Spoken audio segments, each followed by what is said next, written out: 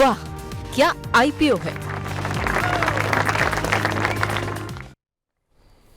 वाह क्या आईपीओ है। जी हाँ, खास सेगमेंट, और वाकई में इसलिए आज के लिए टाइटल काफ़ी ज़्यादा सूट करता हुआ दिखाई दे रहा है, क्योंकि तीन तीन आईपीओ जो है वो आज से खुल रहे हैं। और ऐसे में चुनना किसी भी आईपीओ में पैसे लगाने के लिए बहुत ही मुश्किल काम होता है। और बहुत लोग ऐसे होंगे जो कि तीनों में दांव लगाना चाहते होंगे, कुछ लोगों के पास एक आईपीओ के लिए ही पैसे हैं, तो उनमें से किस में चुना जाए, इन तमाम प्रश्नों के उत्तर आपको इसी कार्यक्रम में मिलेंगे। हमारे साथ शौर्य जो है वो हर रोज़ की तरह जुड़ चुके हैं, और साथ ही साथ हमारे साथ साई लाइफ की मैनेजमेंट भी जुड़ चुकी है। हमारे साथ कृष्णन राजू जी हैं, हमारे साथ शिवराम कृष्णन जी जुड़ चुके हैं। आप दोनों का सर बहुत बहुत स्वागत है आज की इस चर्चा में जुड़ने के लिए sir. Thank you sir, pleasure to be here. जी, तो आप लोगों से बातचीत करें सर, उससे पहले जरा शौर्य से ये समझ लेते हैं कि आपकी कंपनी के बारे में थोड़ा बहुत। शौर्य जरा बताइए कि किस काम काज में कंपनी जो है कामकाज करती है, और क्या कुछ कंपनी के प्राइस बैंड है, आईपीओ के बारे में जानकारी दी। जी बिल्कुल, अगर साई लाइफ साइंस की बात करें, आज 11 तारीख को खुला है और 13 तारीख तक खुला रहेगा। प्राइस बैंड है 522 से लेके 549 का, और टोटल 3000 करोड़ के आसपास पैसे जुटाने को देख रहे हैं, जिसमें से फ्रेश इशू है 950 करोड़ का।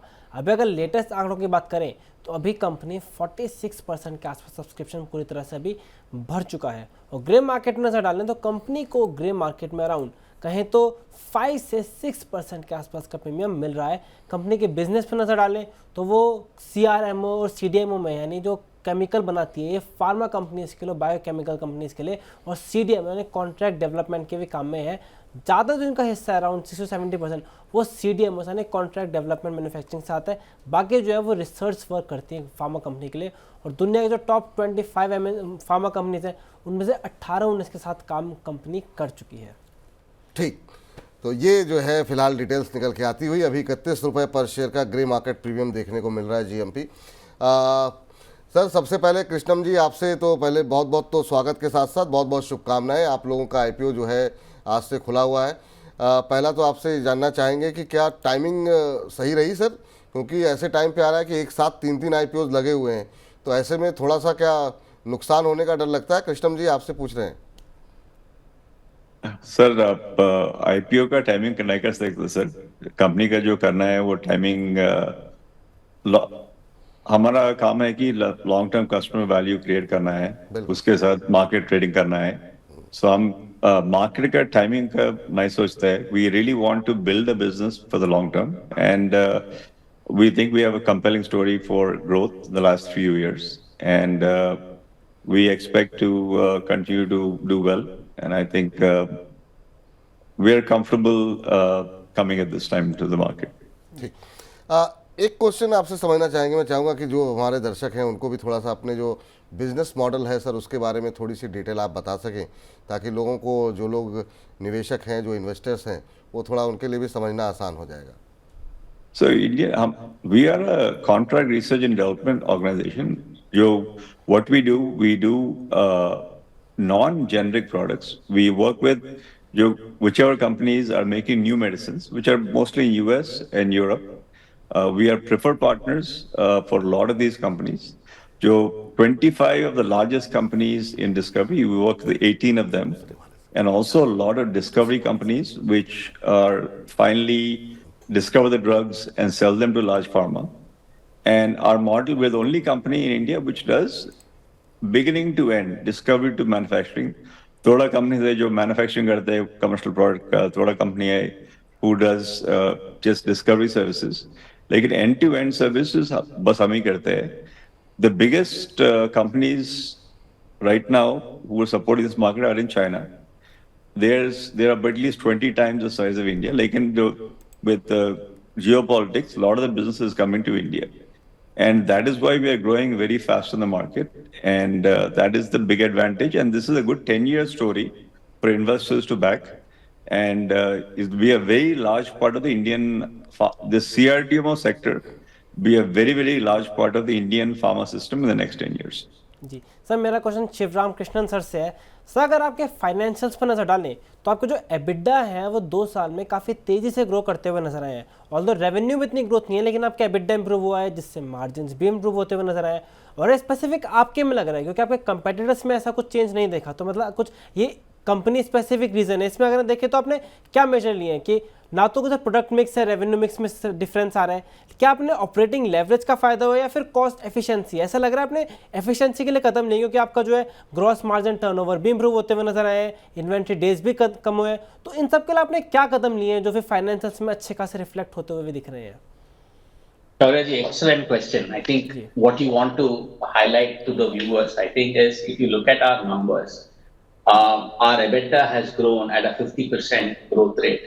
If you look at the last 3 years, and we were at around 15% in 22, we are now around 20% in 24. We are now today we are at the first 6 months of the financial year, we actually clocked 21%. If you really look at the last 12 months ending September 2024, this number will, if you compute it, this number will be close to 24-25%. What has changed? I think this was a strategy we built. We created, as Krishna said, we wanted to create a long and a sustainable growth. And if you want to do that, we wanted to make certain upfront investment in cost, people, R&D, which has now currently helped us grow faster. And now when revenue comes, you have a leverage both in terms of operational efficiency, as you rightly pointed out, production efficiencies. What is also there is people and other fixed cost efficiencies that will come. I would say on the manufacturing efficiencies, a good bit of that has been captured for work that is done so far. We still have some more that we will get as we kind of grow.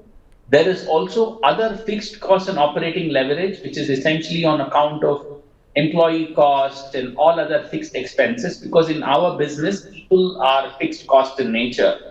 So what happens is that as the business grows, we expect that our longer term leverage in the business will kind of, come, into the margins. That's really what we feel. And your question is very right on the balance sheet side too. During the COVID period, we had historically certain issues in terms of our working capital, because if you look at that period, all pharma companies had stopped clinical trials. They had actually moved everything to expenditure on COVID. Now that resulted in us not having, our working capital days became higher, and we were not able to do certain things better. Now we have put in a lot of process over the last 18-24 months to make sure that our working capital days come down, our net debt to EBITDA has come down. All of this has resulted in our return on capital employed and return on equity growing. If you actually compute that, we were around 10% on return on capital employed.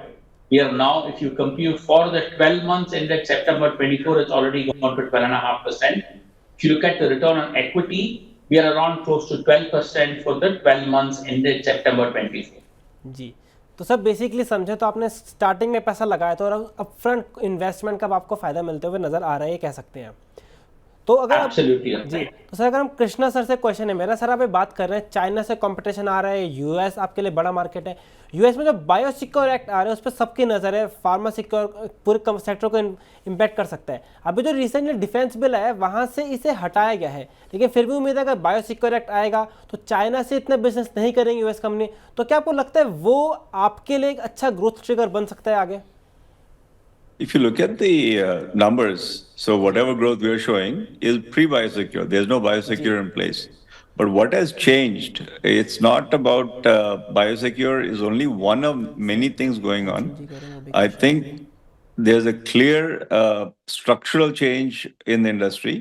So all the companies want to make sure that biosecure or no biosecure, they are very clear. They don't want to be depending on one country for all their core research and medicine. This is not a material for them. This is their products. They want to make sure there's enough redundancy of supply. And they're also very clear that China and US will never be friends in the next 10 years. And they want to make sure they're in a country which is in good terms with the US. So India will disproportionately benefit from it. And I don't think A Biosecure Act is not coming. It will come. What form or fashion, we don't know. And with Trump coming to power, there will be more pressure on China and India's importance in the global system overall, and the pharma business will continue to grow. It's a positive momentum still. जी ठीक हमारे साथ हमारे आज के expert Anshul Jain ji भी लगातार हमारे साथ बने हुए हैं। वो एक क्वेश्चन पूछना चाह रहे हैं। अंशुल जी, आप अपना सवाल पूछ सकते हैं। पूछा था 3042 करोड़ का आईपीओ है, जिसमें से लगभग 2100 करोड़ 2092 करोड़ का ओएफएस है। तो ये ओएफएस में माल कौन बेच रहा है और क्यों बेच रहा है, क्या इसका कोई डिटेल मिलेगा? ठीक Sure. सर, ये So- जी जी जी जी continue sir. George, Should I go ahead and answer, Yes. Vipulji? Yes sir. Yeah. So out of the total money that is kind of coming into the market, 950 crores is primary, as you rightly pointed out. The balance is offer for sale. The biggest shares are being sold by two of our private equity investors, TPG, who has been invested in Sai since 2018, and HPM, another private equity who invested in Sai, 10 years ago. I think what I would like to point out is that TPG and HPM, if you had looked at the RHP that we filed in July, had indicated a higher amount of offer for sale, and post them seeing where the business is, they've actually reduced the amount of shares to be sold as part of the OFS, and these are primarily business indicators that we believe that they are getting from the market. As far as others are concerned, there is a 3% being sold by the promoter and the promoter families, and then we have some smaller shareholders selling some negligible percentage. ठीक sir, इसी से जुड़ा एक सवाल है कि आप जो पैसे जुटा रहे हैं उसमें से ज़्यादातर यूटिलाइजेशन आप कर रहे हैं कि जो आपके ऊपर कर्ज है, जो बोरोइंग है, उसके रिपेमेंट में कर रहे हैं। क्या ये जो अभी आपका कैपेसिटी यूटिलाइजेशन जो कि 70% के आसपास है, उसको आगे बढ़ाने का कोई प्लान है आपका? और अगर प्लान है तो उसके लिए फिर फंडिंग कहाँ से होगी sir? So I think I think what we are doing is currently we are in the process of already expanding. There is internal accruals that are coming into play to fund some of our capex, and if necessary, we will also use additional debt and funding as we need. At this point in time, the monies that we are raising from the IPO will go towards repayment of the debt. As you know, the debt was close to around 80 crores. Interest cost of the debt was close to around 80 crores in the fiscal 24 financials, and we believe that reducing that significantly will help us improve our profit before tax and profit after tax. ठीक sir, चलिए sir, बहुत बहुत शुक्रिया, बहुत बहुत thanks a lot. आज की इस चर्चा में आप जुड़े, अपनी कंपनी के बारे में बताया, कंपनी के फाइनेंस के बारे में बताया, और हमारी तरफ से आपको बहुत ज़्यादा विशेष हैं कि आईपीओ आपका सक्सेसफुल रहे। एक बार कंपनी आपकी लिस्ट हो जाए उसके बाद से और भी ज़्यादा डिटेल में आप लोगों से बात करेंगे। कृष्णम जी, शिवराम कृष्णन जी, आप दोनों का बहुत बहुत धन्यवाद Money9 पे आप आकर के बातचीत करने के लिए। Thank you very much, sir. Really appreciate it. Thank you sir. तो अब चलते हैं आगे और सीधे अंशुल जी का रुख करते हैं। यहाँ पर जरा ब्रोकर्स की राय पहले देख लेते हैं। हाँ, स्टॉक बॉक्स कह रहा है सब्सक्राइब करें, बीपी वेल्थ कह रहा है सब्सक्राइब करें, आदित्य बिरला कैपिटल कह रहा है सब्सक्राइब करें लेकिन लंबी अवधि के लिए सब्सक्राइब करें। एसबीआई सिक्योरिटीज़ कह रहा है सब्सक्राइब करें लेकिन लंबी अवधि के लिए सब्सक्राइब करें। अंशुल जी, आपकी राय क्या होगी इस समय साई लाइफ साइंसेस को लेकर के? आपके मन में एक आशंका थी ओएफएस को लेकर के, क्या वो दूर हो पाई? जो मैनेजमेंट ने कहा, जो उन्होंने कारण बताया कि वो ओएफएस के जरिए कहाँ बेच रहे हैं, आपकी टिप्पणी क्या होगी सर इसको लेकर के? अच्छा, देखिए 25% से ज़्यादा ओएफएस वाले काउंटर बहुत अच्छा कभी परफॉर्म नहीं किए हैं। एक आध दो इधर उधर एक आध दो कर लिए हैं तो ठीक है, प्री मार्केट प्रीमियम भी बहुत ज़्यादा नहीं है। तो एक बार एग्रेसिव बैट लीजिए लिस्टिंग गेन के लिए। लिस्टिंग गेन में जो भी मिले लेके बाहर हो लीजिएगा। तो लिस्टिंग गेन के लिए सब्सक्राइब कर सकते हैं, लिस्टिंग गेन लेके बाहर हो पड़ेगा। लिस्टिंग गेन के लिए अप्लाई कर सकते हैं, जो भी मिले उसके बाद से वहीं से एग्जिट कर लीजिए। ये राय यहाँ पर निकल करके आ रही है। चलिए आगे बढ़ते हैं और अगली कंपनी पर जरा बातचीत करते हैं, और वो है विशाल मेगा मार्ट, जिस पर कि काफ़ी चर्चाएं हो रही हैं। और विशाल मेगा मार्ट के बारे में शौर्य बताइए ज़रा। जी, विशाल मेगा मार्ट की बात करें तो वह दूसरा आईपीओ जो खुलते हुए नजर आया है, उसका सबसे जो रिटेलर्स के लिए इंपॉर्टेंट पॉइंट है वो है कि प्राइस बैंड काफ़ी अट्रैक्टिव रखा है, 74 से 78 का रखा है। तो जब प्राइस बैंड अंदर सस्ता होता है तो एक ज़्यादा अट्रैक्शन देखने को मिलता है। और बट पॉइंट ये है कि पूरे ऑफर फॉर सेल है, कुछ भी पैसा कंपनी के पास नहीं जाएगा। उस साथ बात करें तो कंपनी के फाइनेंशियल्स को देखें, कंपनी के रेवेन्यू और प्रॉफिट अच्छे खासे बढ़ते हुए नजर आए, लेकिन रिटर्न ऑन नेटवर्थ इसके पीयर्स के मुकाबले अच्छा नहीं है। जिसका मतलब ये इन्हें ज़्यादा इक्विटी लगानी पड़ती है, कैपिटल लगानी पड़ती है अपने पीयर्स के मुकाबले सेम रिटर्न लेने में। तो इस और आगे नए पैसे रेज नहीं कर रहे। तो पॉइंट अगर एग्रेसिव ग्रोथ इन्हें करनी है तो उसके लिए कहाँ से पैसा लाएंगे, कितना अच्छा एफिशिएंसी वाइज इतने अच्छे नहीं है जितने कंपीयर्स के मुकाबले नजर आने एक पॉइंट है। लेकिन ऑफर फॉर सेल के बावजूद हम देख सकते हैं ये अच्छा है, क्योंकि इनका पी 74 के आसपास बन रहा है, 7 क्योंकि उनका ईपीएस है, और बाकी इन कंपटीटर्स का पी 100 से ज़्यादा है। तो इसके वजह मेन रीज़न है कि हमें डिस्पाइट ऑल दिस हमें ग्रे मार्केट में 24% का प्रीमियम मिल रहा है, इवन दो पूरा ऑफर फॉर सेल है और एफिशिएंसी इतनी अच्छी नहीं है। ग्रे मार्केट प्रीमियम कितना बताया आपने? जी 24 से 25% का चल रहा है। 24-25% का ग्रे मार्केट प्रीमियम यहाँ पर देखने को मिल रहा है। तो ग्रे मार्केट प्रीमियम ठीक ठाक देखने को मिल रहा है। यहाँ पर एयूएम कैपिटल कह रहे हैं सब्सक्राइब करें, आनंद राठी लॉन्ग टर्म के लिए सब्सक्राइब करने के लिए कह रहे हैं, और एसबीआई सिक्योरिटीज़ का भी कहना है कि लॉन्ग टर्म के लिए सब्सक्राइब करें। अंशुल जी, जहाँ पर ओएफएस होता है वहाँ से आप थोड़ी दूरी बनाते हैं, लेकिन क्या ये नियम जो है वो विशाल मेगा मार्ट पे लागू होगा? क्योंकि जिस तरीके से हम देख रहे हैं कि रुझान काफ़ी पॉजिटिव दिखाई दे रहा है और ग्रे मार्केट में प्रीमियम अच्छा देखने को मिल रहा है 25% के आसपास का, और बड़ी रकम है। और ट्रेंड जैसा अभी आप टेक्सटाइल और तमाम चीज़ों के बारे में बात करते थे, हालांकि एग्जैक्ट टेक्सटाइल नहीं है लेकिन एक कॉम्पिटिटर है ट्रेंड वगैरह का। आप कैसे देख रहे हैं विशाल मेगा मार्ट के आईपीओ को? देखिए, शॉपिंग के लिहाज से तो शॉपिंग इनका मतलब जो एक्सपीरियंस है वो काफी अच्छा है, लेकिन 100% ओएफएस से तो मैं 100% दूर रहूंगा। ग्रे मार्केट प्रीमियम जैसा आप बता रहे हैं कि अगर 18-19 रुपए है, तो अगर किसी को एग्रेसिव बेट खेलना है, एक लॉट में 15,000 रुपए लगाना है, उसमें क्या आना जाना, एक बार लिस्टिंग के लिए अप्लाई कर लीजिए। तो अगर लिस्टिंग तक ये 19-20 रुपए बचा रहा तो आपको प्रीमियम में वो लिस्टिंग गेन में मिल जाएगा, बुक करके बाहर हो लीजिएगा। तो आई वुड सजेस्ट कि एक आध दो लॉट लगा के एक बार किस्मत आजमानी चाहिए। अगर लिस्टिंग तक ग्रे मार्केट प्रीमियम रह गया तो कुछ पैसा कमाने का अपॉर्चुनिटी मिल जाएगी, बट उसके बाद लिस्टिंग पे बेच के निकल जाइएगा। कम से कम 4-6 महीने दीजिए कंपनी को सेटल होने के लिए। मार्केट अपने आप इसका एक्चुअल वैल्यूएशन निकाल देगा 6 महीने में कि क्या इनकी एक्चुअल वैल्यूएशन है, उसके बाद ट्रेड किया जाएगा इसको। उसके बाद ट्रेड किया जाएगा इसको। एक बार लिस्टिंग हो जाने दीजिए, अप्लाई कीजिए 1-2 लॉट के लिए, और लिस्टिंग गेन आपको जो भी 15-20 रुपये अगर मिल रहे हैं, यानी कि 100 रुपये के आसपास की लिस्टिंग होने की उम्मीद अभी के माहौल में ऐसा दिखाई दे रहा है। बाज़ार की स्थितियां और आगे किस तरीके का रिस्पांस मिलता है वो देखना होगा। तो अभी के लिहाज से 100 रुपये के आसपास की लिस्टिंग होती हुई दिखाई दे रही है।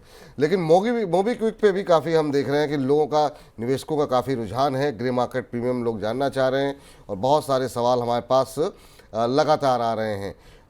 मोबीक्विक के बारे में बताइए शौर्य जी। मोबीक्विक पहले ही दिन पूरी तरह सब्सक्राइब हो चुका है, नॉट जस्ट पूरी तरह सब्सक्राइब है, ऑलरेडी 5 गुना के आसपास भरने वाला है। और रिटेल का सब्सक्रिप्शन देखें तो 20 गुना के आसपास पहले ही दिन भरने वाला है। वहीं अगर कंपनी की बात करें तो ये ला रही है 500 करोड़ से ज़्यादा आईपीओ का साइज़ है और पूरा ही फ्रेश इशू है।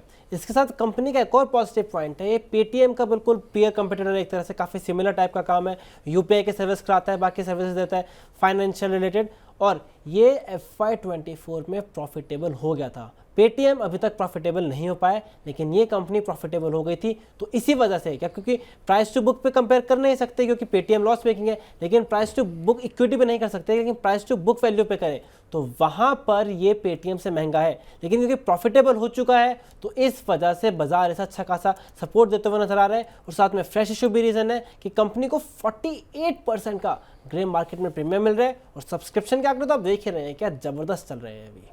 मतलब ये तो पूरा पुष्पा वाली बात हो गई, फायर नहीं, मतलब जो है क्या वाइल्ड फायर है गजब। मतलब पहले ही दिन अगर 5 गुना से ज़्यादा का सब्सक्रिप्शन हो जाए तो और क्या ही कहा जाएगा।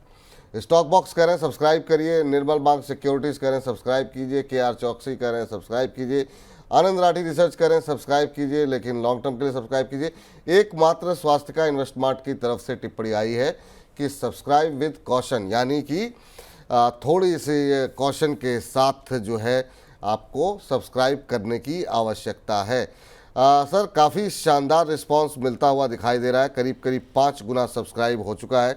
रिटेल हिस्सा पौने 20 गुना के आसपास सब्सक्राइब हुआ है। तो रिस्पांस तो रिटेलर्स की तरफ से काफ़ी भर भर के आया है, और 20 गुना सब्सक्राइब होने का मतलब ये है कि बहुत कम लोगों के हाथ में ये IPO जो है लगने वाला है। आपकी टिप्पणी क्या होगी सर यहाँ पर मोबीक्विक को लेकर के? देखिए, देख के अच्छा लगा IPO सब्सक्रिप्शन फिगर की लोग अब एटलीस्ट IPO में जागरूक हो रहे हैं कि OFS के नाम पे जब माल पकड़ाया जा रहा है तो बहुत कम लोग आते हैं माल लेने, और जब फ्रेश इशू आता है तो भर के उस पर रिस्पॉन्स दिया जाता है।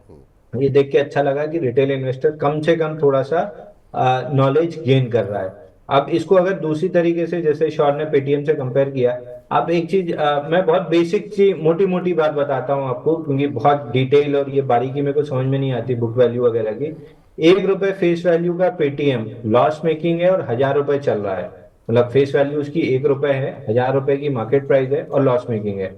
तो उस हिसाब से 2 रुपए का मोबीक्विक, 2 रुपए फेस वैल्यू है मोबीक्विक की, अगर 2 रुपए का शेयर उसको 1 रुपए में कन्वर्ट करें तो 130 रुपए के हिसाब से IPO आ रहा है। तो 1 रुपए का शेयर जो 1000 रुपए चल रहा है, लॉस मेकिंग है, तो नेचुरल चॉइस है कि 1 रुपए का शेयर 130 रुपए में अगर मिल रहा है और प्रॉफिट मेकिंग है तो मैं बट नेचुरल है कि उसको छोड़ के इसको लूंगा। तो लिस्टिंग के बाद भी आप देखो पेटीएम के मुकाबले मोबीक्विक में इंस्टीट्यूशन का पैसा ज्यादा फ्लो होते हुए दिखेगा। तो आपको इसको लिस्टिंग गेन के लिए लेना चाहिए, और लिस्टिंग गेन के बाद थोड़ा सा जब ये सेटल हो जाए IPO आने के बाद, लिस्टिंग के बाद, तो फिर जब एक्चुअल वैल्यूएशन निकल आएगी तो उसके बाद आपको फ्रेश बाइंग करके लॉन्ग टर्म के लिए रखना चाहिए।